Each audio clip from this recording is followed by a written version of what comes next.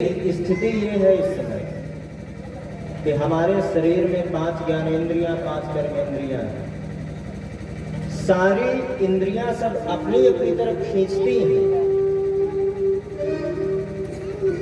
मन जो है अपनी तरफ खींच रहा है। तो मन का बंधन है कि शरीर का बंधन है? और हमारी मुक्ति कैसे है? भगवान कपिल कहते माता, इसमें जो है ना तो मन का है कारण, क्योंकि मन से कोई चीज हम आप सोचे तो वही दुख होता है। जिस चीज को मन सुख मान ले उसमें सुख है, और जिसको मन ने मान लिया कि इसमें दुख है तो दुख है। शरीर में अगर कोई चोट लग जाए, थोड़ा सा कष्ट हो तो मन को लगता है कि भाई हमें दुख हुआ, हम इस जगह पर चोट लगी तो कष्ट हो रहा है। तो भगवान कहते हैं माता, इस संसार में रहते हुए प्रेम सबसे करो, लेकिन ममता किसी से नहीं। क्योंकि ममता होगी तो व्यक्ति उसी बंधन में धीरे धीरे बनता चला जाता है। तो बंधन का जो कारण है कि मन को जो है अगर वश में करना है, तो मन वश में कैसे होगा? कि भगवान के मुखारविंद का दर्शन से। और भगवान का मुखारविंद कैसा हो? हंसता हुआ। उस हंसते हुए मुखारविंद का जब हम आप दर्शन करेंगे तो धीरे धीरे मन जो है प्रभु के श्री चरणों में बढ़ता है। एक सेठ जी थे, था उनके पास बहुत कुछ धन संपत्ति थी, कमी कुछ नहीं थी, लेकिन इतने कंजूस थे वो कि कभी किसी को 1 रुपये दिया नहीं, न कभी दान किया, धर्म किया, कुछ नहीं। लोग कहते भाई अब तो 60-70 वर्ष के आप हो गए हो, अब तो कम से कम कुछ दान कर लो, भगवान का भजन कर लो। तो सेठ जी ने सोचा कि बात तो सही कह रहे हैं लोग, चलो ठीक है। एक लकड़ी की पिटारी थी उनके पास में, उसी में चांदी के सिक्के रखते थे। तो एक सिक्का निकाला और कहा चल करके आज हनुमान जी के मंदिर में दान करा। अब घर से तो सेठ जी लेकर के निकले मंदिर जाने के लिए। मंदिर जब पहुंचे तो देखा कि शनिवार था उस दिन। अब शनिवार को लंबी लाइन हनुमान जी के मंदिर में, और गर्मी का समय। सेठ जी ने चांदी का सिक्का जेब से निकाला और अपने मुट्ठी में बंद कर लिया। धीरे धीरे लाइन आगे बढ़ती गई। जब हनुमान जी के पास पहुंचे तो इतनी देर से मुट्ठी में सिक्का बंधा पड़ा था, तो पसीने से भीग गया। तो जब खोल करके देखा तो सोचा कि बताओ कितना ये दुखी हो रहा है, रो रहा है। आज इतने वर्षों से हमारे साथ में पड़ा रहा और ये भी चाहता है कि मैं इसको छोड़ करके ना जाऊं। भाई ठीक है, तुम मुझे छोड़ करके मत जाओ। और फिर से वो सिक्का निकाला, बोले भाई तुम रोते हो तो मत जाओ। फिर से जेब में रखा, हनुमान जी का दर्शन करके वापस चला। और जब वापस आया तो लोगों ने पूछा भाई गए थे, कुछ दान करने किया? बोले नहीं, इतने दिनों से हमारे साथ में रहा है, जब देखा तो ये रुदन कर रहा था, इसलिए फिर से मैं लेकर के वापस चला आया। तो लोगों ने कहा तुम्हारा कुछ नहीं हो सकता। उस समय जगत गुरु वल्लभाचार्य जी थे, पास गया, हाथ जोड़ करके निवेदन किया, कहा भगवान हमारी इच्छा है कि अब उम्र हो गई है, कुछ हमें भी उपाय बता दो, हम भी भगवान की भक्ति करें जिससे हमारा भी कल्याण हो जाए। और खर्च कुछ ना हो, उसमें कुछ लगे कुछ ना, खर्चा कोई ना हो। वल्लभाचार्य जी ने कहा देखो भाई, अगर खर्च की बात है कि तुम्हारा 1 रुपये खर्च भी ना हो तो तुम मानसिक भक्ति कर लिया करो भगवान की। बोले महाराज मानसिक भक्ति होती कैसी? वल्लभाचार्य जी ने कहा सुबह उठ करके नेत्र बंद करके बैठ जाना कि मैं गंगा में स्नान कर रहा हूँ। स्नान करके गंगा जल लेकर के आया, ठाकुर जी को स्नान करवाया, सुंदर वस्त्र पहनाए, फिर भोग लगाया और हो गई मानसिक पूजा। तो इसमें तुम्हारा 1 रुपए का कोई खर्च भी नहीं है, 1 रुपए खर्च भी नहीं होना है, और भगवान की पूजा भी हो जाएगी, भक्ति भी हो जाएगी। अब धीरे धीरे जब ये सेठ जी घर लौट करके आए तो प्रथम दिन जो है उठे और सीधे उठ करके नेत्र बंद करके बैठे, और जब नेत्र बंद करके बैठे तो पहले दिन तो 5 मिनट लगा, उठ करके स्नान किए, स्नान करके ठाकुर जी को नहलाया, वस्त्र पहनाए और फिर अपने काम में लग गए। नित्य प्रति जो है उनका दिन प्रतिदिन समय धीरे धीरे बढ़ता चला गया।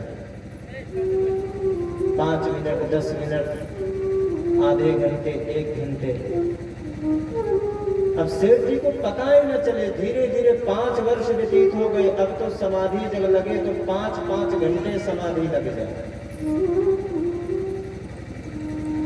जिता आसन हो, जिता श्वास हो, एक आसन पर जब बैठ करके नियम धीरे धीरे जब बढ़ता गया 5-5 घंटे समाधि लगाए गए।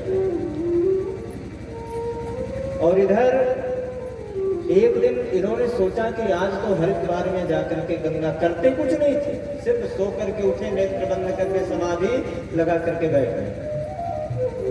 अब नेत्र बंद किया इन्होंने और कहा आज जा रहा हूं हरिद्वार में, हर की पौड़ी में गंगा में स्नान करूंगा। और गंगा में स्नान किया, सुंदर स्वर्ण कलश में गोपाल जी को अपने गंगा जल लेकर के चले। और वहां से चल करके जब घर पर आए तो गोपाल जी को स्नान करवाया, सुंदर वस्त्र पहनाए, और वस्त्र पहना करके चंदन, तुलसी, फूल माला की, धूप दीप किया। उसके बाद में दूध सोने के कटोरे में भर करके लाए। अब दूध जब भर करके लाए, रख दिया गोपाल जी के सामने, तो कहा आज तो शक्कर डालना हम तो भूल गए।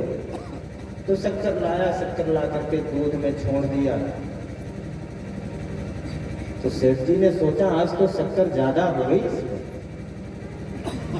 तो मन ने कहा ज्यादा हो गई तो क्या करना है तुझे, भाई ज्यादा हो गई तो कोई बात नहीं, जाने दे एक दिन पूजा में। बोले नहीं ज्यादा हो गई तो उसको निकाल लेता हूँ, अभी तो भाई दूध गर्म भी वो नहीं है, ठंडा भी नहीं, ज्यादा भी शक्कर तो गली नहीं हुई, कल की पूजा के काम में आ जाएगा, क्या जरूरत है। तो सेठ जी ने मन ने कहा नहीं ऐसा नहीं करते, कोई बात नहीं, कौन सा तो ला करके सही में शक्कर डाल रहा है, मन से ही तो भगवान को समर्पित कर रहा है। बोले नहीं। और जैसे इस शक्कर में, दूध में हाथ डाला शक्कर निकालने के लिए, भगवान ने हाथ पकड़ लिया। और जब भगवान ने हाथ पकड़ा, कहा भाई तू ला करके शक्कर तो डाला नहीं। भाई मानसिक पूजा कर रहा था। तो सेठ जी हाथ जोड़ करके बोले प्रभु, अरे 5 वर्षों से मैं आपकी पूजा कर रहा हूँ, यही आप बात पहले कहते तो मैं पहले ही ज्यादा शक्कर डाल देता, आप आ जाते सामने, तो इतने दिन सेवा करने की क्या आवश्यकता है। तो कहने का तात्पर्य हमारा है कि आप मन से करो। जैसे जिसको कुछ नहीं रहता, कोई कहता ओम विष्णुवे नमः, ओम विष्णवे नमः। भाई जो पढ़ा लिखा व्यक्ति होगा वो कहेगा ओम विष्णवे नमः, जिसको कुछ नहीं आता ओम विष्णुवे नमः। तो कल्याण तो उसका होगा ही, चाहे ओम विष्णवे नमः कहे, चाहे ओम विष्णुवे नमः। मन से आप पूजा करो भगवान की, मानसिक करो या प्रत्यक्ष रूप में, फल तो आपको मिलना ही मिलना। नाम जपत मंगल दशरसों, किसी भी भाव से आप नाम जप करो। और हमारी दृष्टि में, दृष्टि कैसी हो, भगवान कहते हैं कि अहम सर्वेषु भूतेषु भूतात्मावस्थितः सदा तमवज्ञाय मां मर्त्यः कुरुते चार्यविदं मनम्। मन अगर कुछ करने जाता है तो सारी इंद्रियां अपनी तरफ खींचती है। और हमारी दृष्टि में ये होना चाहिए, दृष्टि हमारी कैसी हो, एक समान। जिसको भी हम देखें, जिस जीव में हमारी ये दृष्टि हो भगवान के प्रति कि किसी भी जीव पर दया हो, हमारे अंदर धर्म होना चाहिए, समभाव होना चाहिए। और जिस दिन भगवान के चरणों में हमारा मन लग जाएगा उस दिन हमारे अंदर समता आ जाएगी। सिया राम मैं सब जग जानी करहु प्रणाम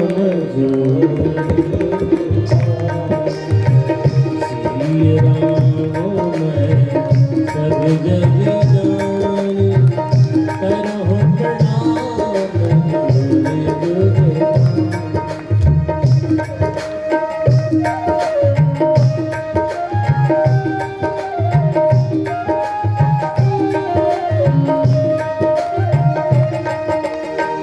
जय राम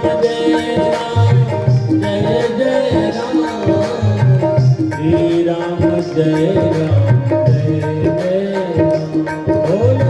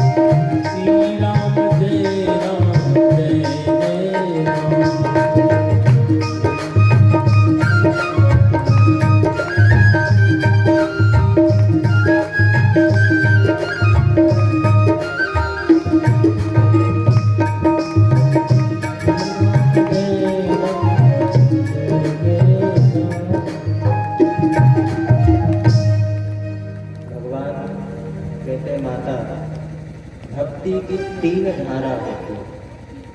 पहली धारा है भगवान के प्रति हमारा विश्वास हो, विश्वासो फलदायक।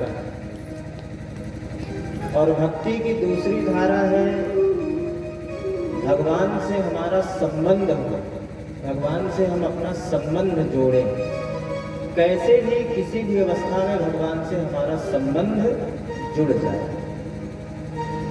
और तीसरी धारा है भगवान के प्रति समर्पण। हम भगवान के प्रति समर्पित हो जाए।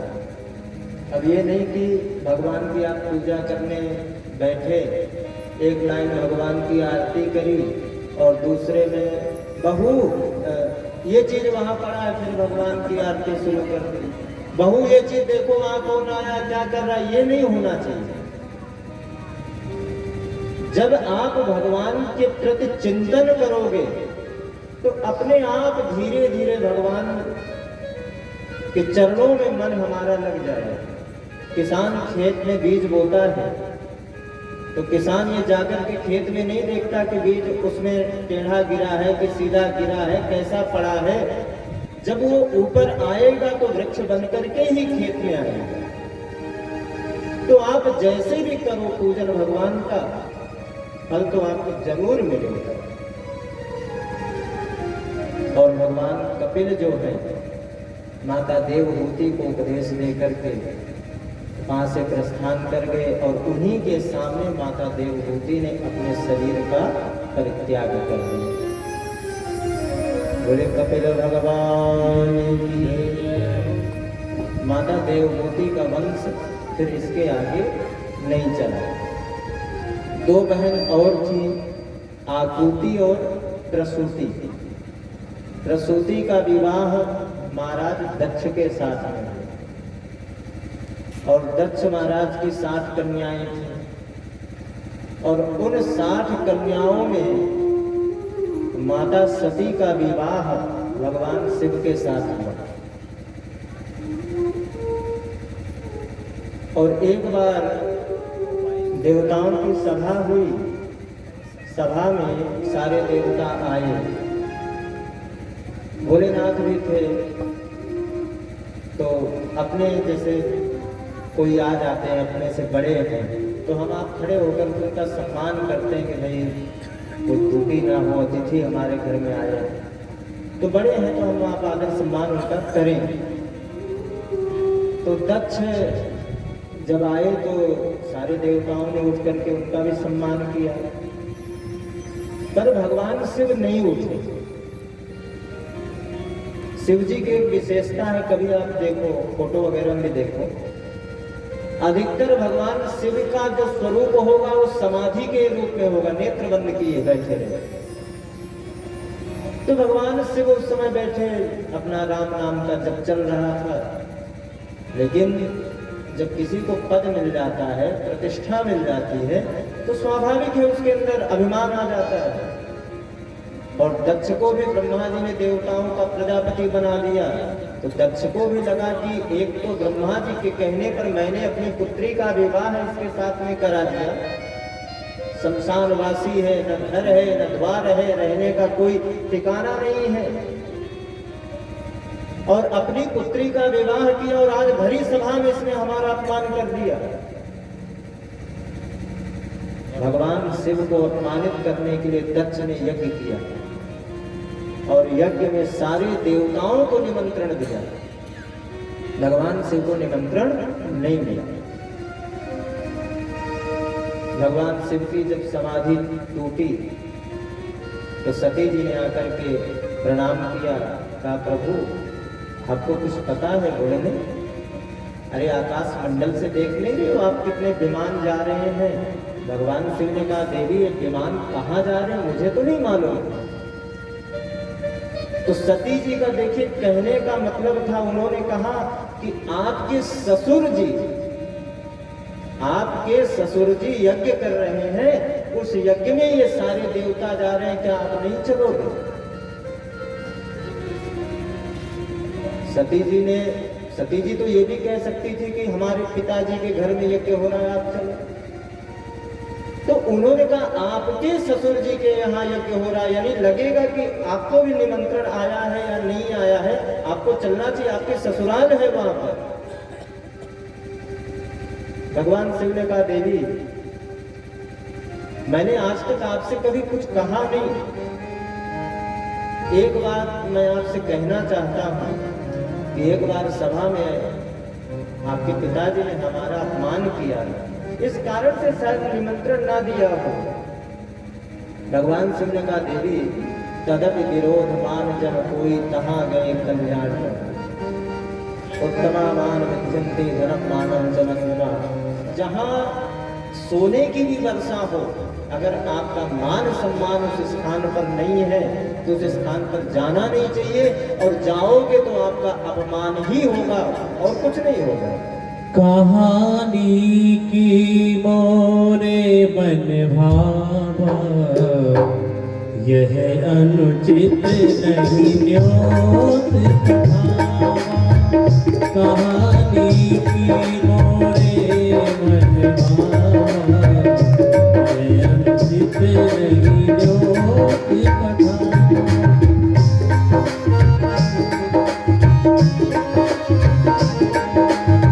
जग की विरोध माने जब कोई,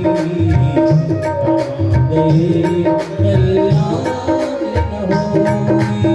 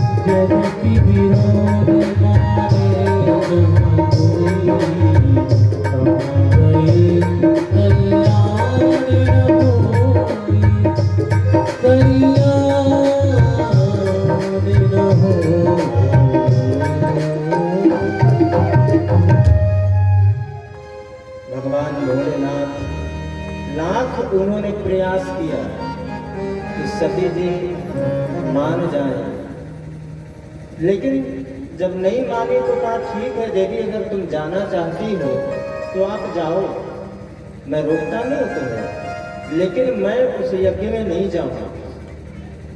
और जब सती जी वहां से चली तो बार बार उनके भी मन में ये विचार आ रहा था। कुछ दूर गई तो फिर पीछे मुड़ करके देखा कि शायद अब भोलेनाथ हमारे साथ में चल दे, लेकिन नहीं, भोलेनाथ उठे नहीं।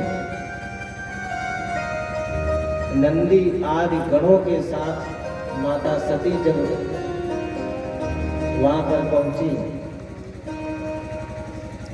तो एक माँ का हृदय था।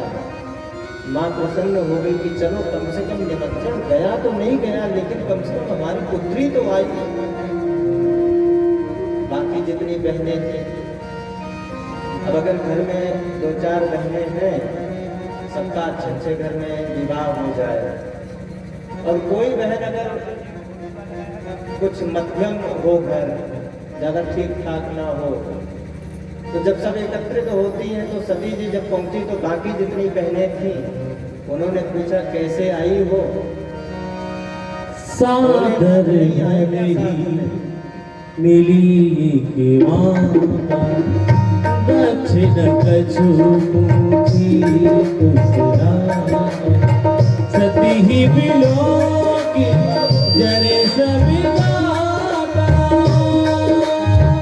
सादर भले ही मिली की माता, भागिनी मिली बहुत खुशिता, भागिनी मिली बहुत खुशिता। बहनों ने पूछा कि आजकल घर द्वार बन गया कि नहीं बना, कहाँ रहती हो, व्यवस्था है कि नहीं। माता से विदा लेकर के जब यज्ञशाला में आई तो देखा सारे देवताओं को भाग रहे, भगवान शिव का कोई स्थान नहीं मिला। वहीं पर सती जी ने अपने प्राण जो है त्याग दिए। हंस कहियों की अनल में गुजारा,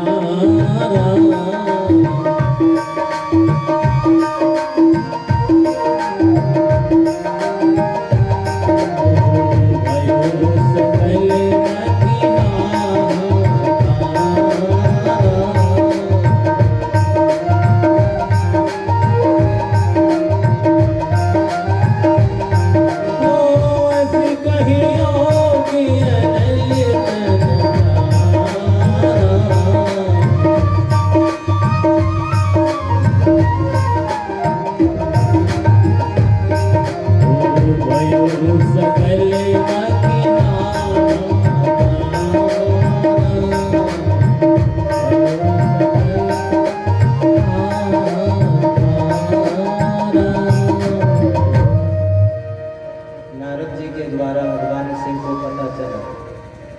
भगवान शिव ने अपने जटाओं से एक केस निकाल करके जमीन पर जैसे ही पटका, उससे एक वीर प्रकट हुआ जिसका नाम है वीरभद्र। और वीरभद्र जब गणों को लेकर के साथ में आए, वहां पर जितने भी देवता थे, ब्राह्मण थे, सबको मारा और दक्ष का मस्तक काट करके उसे यज्ञ कुंड में आहुति दी। दक्ष को जब मार दिया,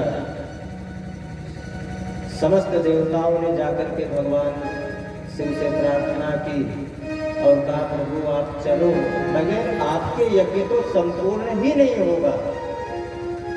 भगवान शिव आए यज्ञ में, और जब यज्ञ में आकर के देखा तो दक्ष का मस्तक एक तरफ पड़ा, शरीर एक तरफ पड़ा। देवताओं ने कहा भगवान जब यजमान ही जीवित नहीं है तो यज्ञ पूर्ण कैसे होगा। भगवान शिव ने कहा बात तो ठीक कहते हो, तो एक बकरे का मस्तक जो है दक्ष के शरीर में लगाया और दक्ष पुनः जीवित हो। तो दक्ष जो है बकरे का मस्तक भगवान ने इसलिए लगाया कि बकरा हमेशा मैं नहीं करता, मैं जिस शब्द में मैं लग जाए, मैंने किया, मेरा है, तो उसमें क्या आता है? अहंकार। तो दक्ष को अभिमान था, अहंकार था, इसलिए वीरभद्र ने उनका मस्तक काट दिया और भगवान शिव ने बकरे का मस्तक लगाया कि आज से इसको जो अहंकार रहा, अभिमान रहा, वो खत्म हो जाए।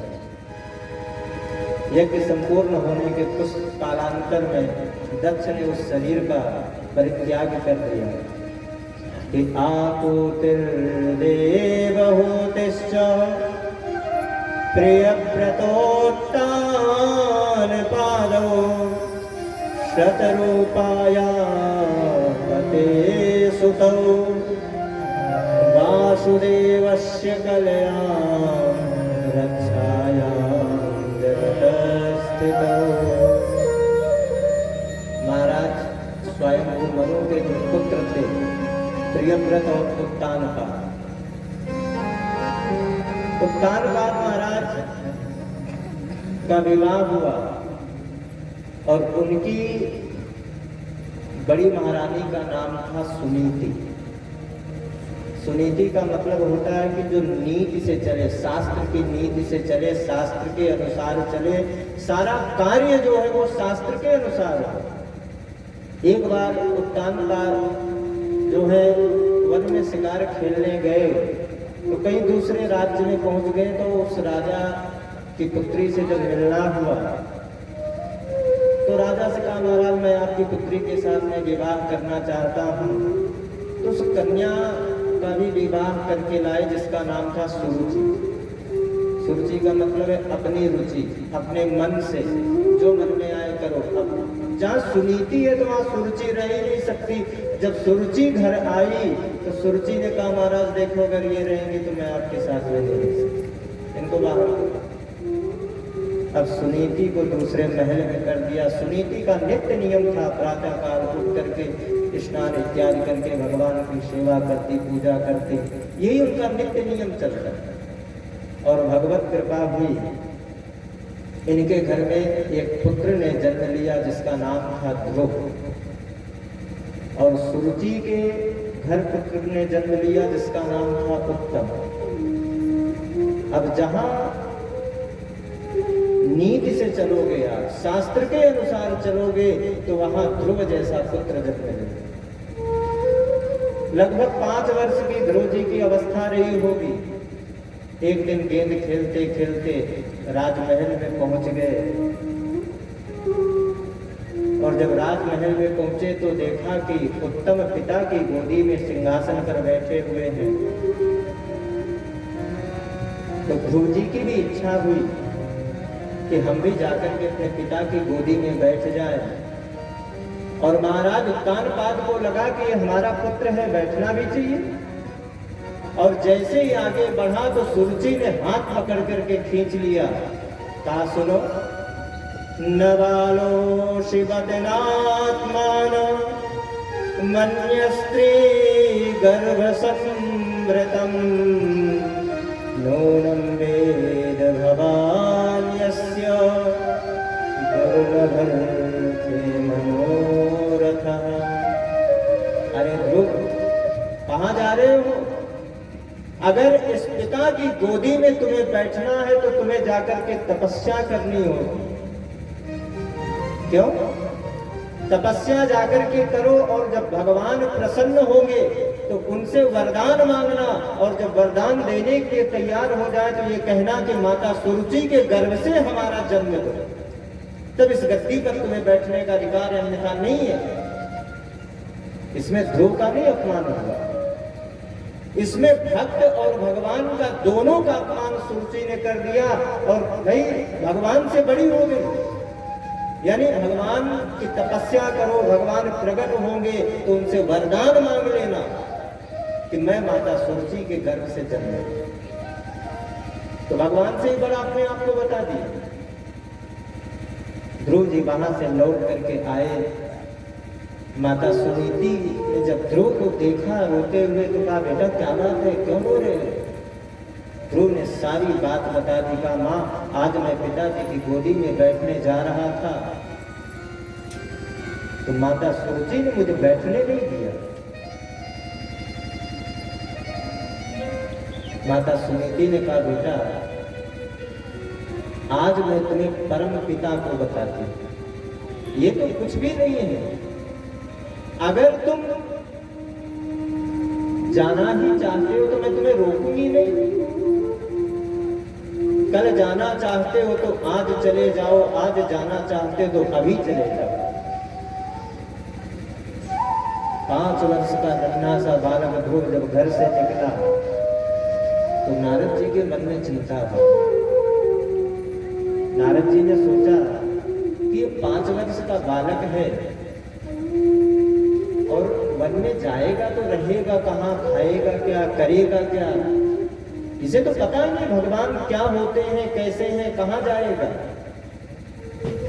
नारद जी रास्ते में मिल गए ध्रुव जी को, तो संत को देखा जब तो नारद जी ने प्रणाम किया।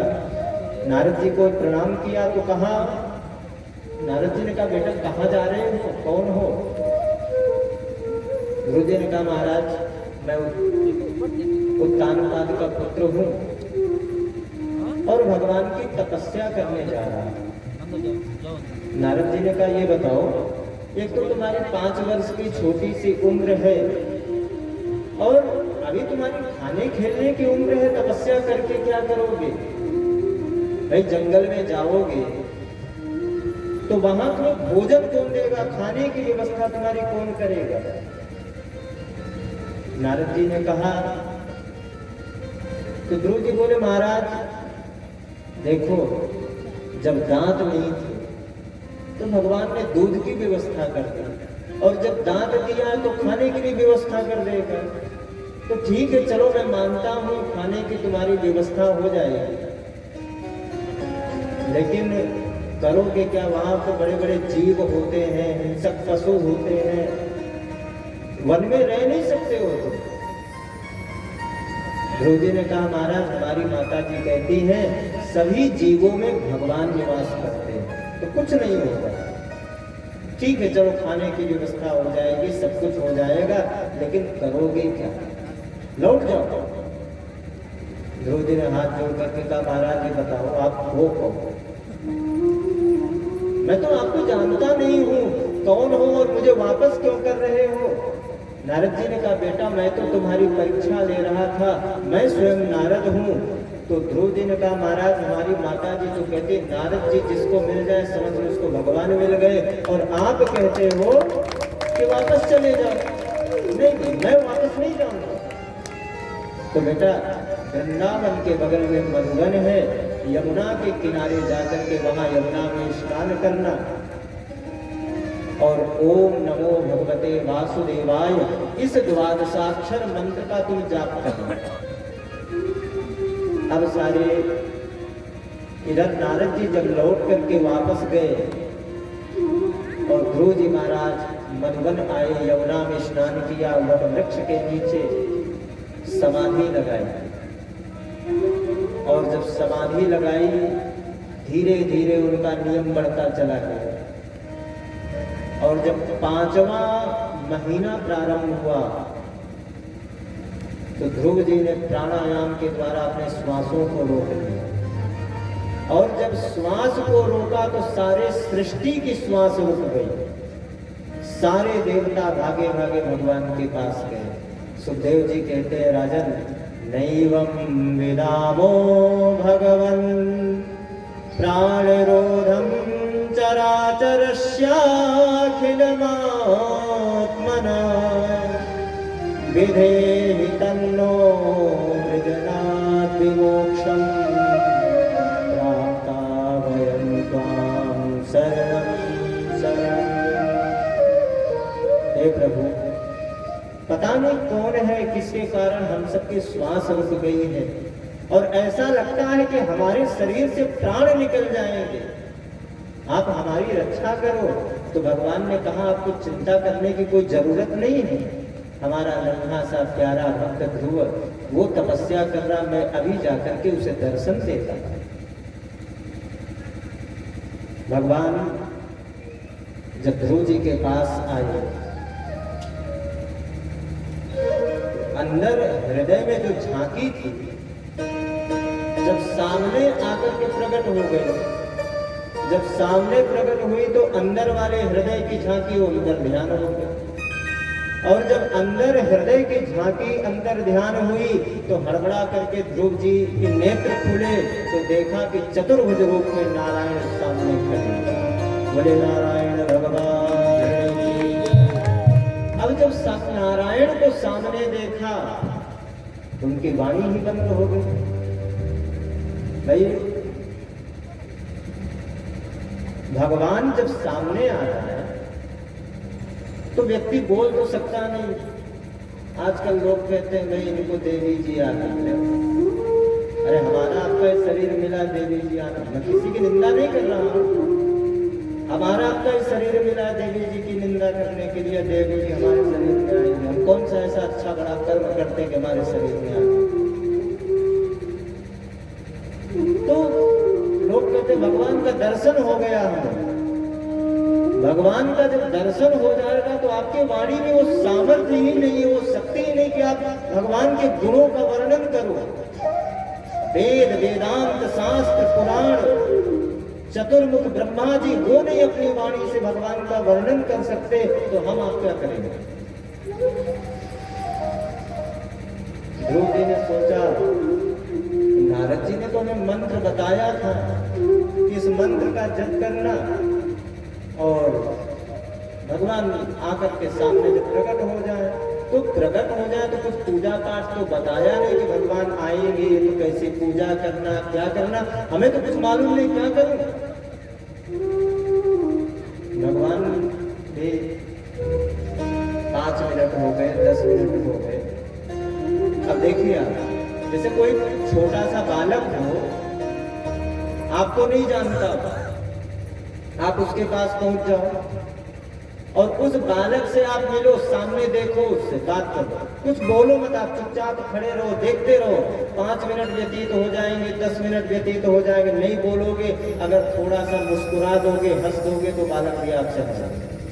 ये बालक की विशेषता होती है। भगवान भी 5 मिनट 10 मिनट खड़े रहे और जैसे ही प्रभु मुस्कुराए तो उनको देख करके ध्रुव जी भी हंसने लगे, और जब ध्रुव जी हंसने लगे तो ध्रुव जी को हंसता हुआ देख करके सारे आकाश मंडल में जो देवता थे वो देख रहे थे, वो भी हंसने लगे। उन देवताओं को हंसता हुआ देख करके भगवान सुखदेव भी हंस पड़े। सुखदेव जी को हंसता हुआ देख करके जितने भी वहां संत महात्मा थे, महाराज परीक्षित थे, सब भी हंसने लगे। तो भाई ध्रुव जी तो इसलिए हंसे, भगवान तो इसलिए हंसे कि भगवान ने सोचा कि ये आया था, माता ने इसे घर से निकाला, इसे राजगद्दी चाहिए, धन वैभव चाहिए, संपत्ति चाहिए, तो तपस्या इसीलिए करने आया कि हमें राज वैभव धन संपत्ति मिल जाए। तो जब इतनी देर हो गई, मैं आकर के खड़ा हुए, कुछ मांग ही नहीं रहा है, मांगना चाहिए इसे। ध्रुव जी ने मन में सोचा कि मुझे तो कुछ आता जाता है नहीं, मैं इनकी स्तुति कैसे करूं, पूजा पाठ कैसे करूं, कुछ मुझे जानकारी नहीं, इसलिए ध्रुव जी हंस रहे। और आकाश मंडल में जो देवता खड़े हैं वो इसलिए हंस रहे थे, उन्होंने सोचा कि शायद ये अवसर मुझे प्रभु ने दिया होता मांगने का तो हम लोग इतनी बड़ी लंबी लिस्ट भगवान के सामने रख देते कि हमें दे दे। देवता चाहते क्या? भगवान सुखदेव ने कहा, इसलिए वो हंस पड़े। उन्होंने सोचा कि देवताओं को और कुछ नहीं है, भगवान अच्छा काम कर दे, किसी का संहार कर दे, फूल बरसा दिए, चले गए, फिर अपने अपने काम। तो सब लोग प्रसन्न थे। तो भगवान ने सोचा कि अब तो ध्रुव कुछ बोलेगा नहीं, तो भगवान अपनी शंख को उठाया उन्होंने, अपस्पर्श बालम कृपया कपोले। भगवान ने अपनी शंख जैसे ही स्पर्श कराई ध्रुव को, सारा वेद वेदांत ज्ञान शास्त्र सब उनके अंदर।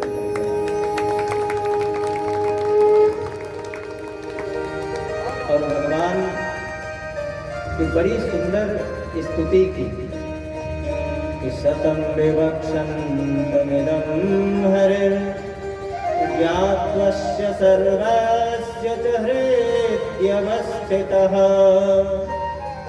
कृताञ्जलिं ब्रह्ममयेन कम्बुना स्पर्शबालं कृपया कपोले।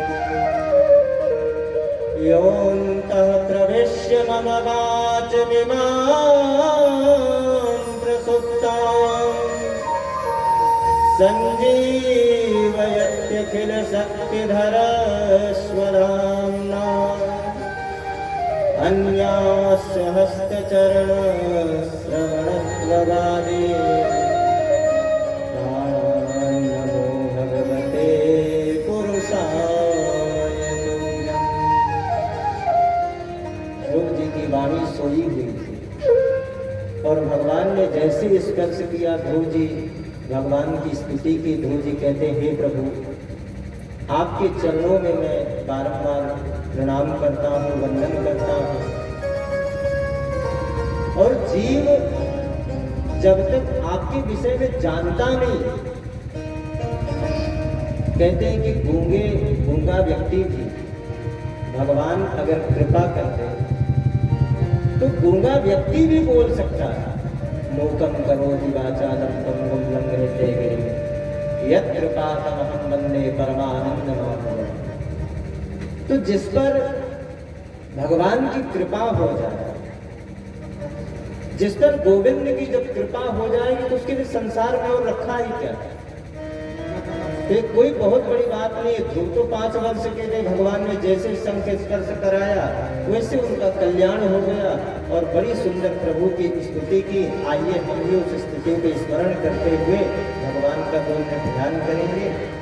मैं तो रटू सदा तेरा नाम दयालु दयालु, मैं तो रटू सदा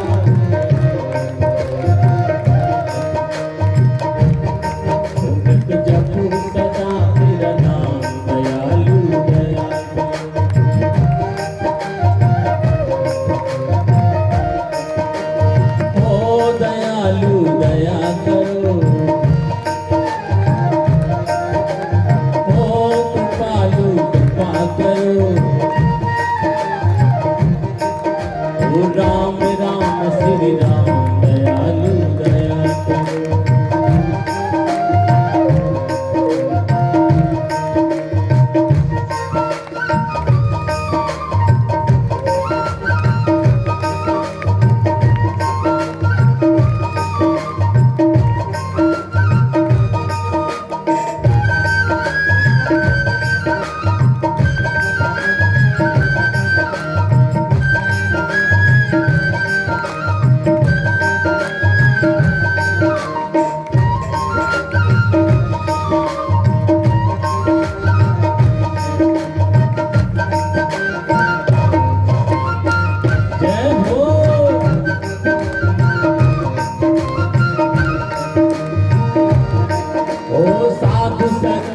संगत देना साधु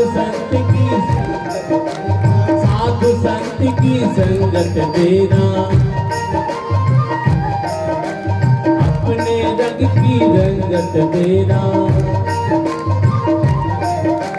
अपने रंग की रंगत देना।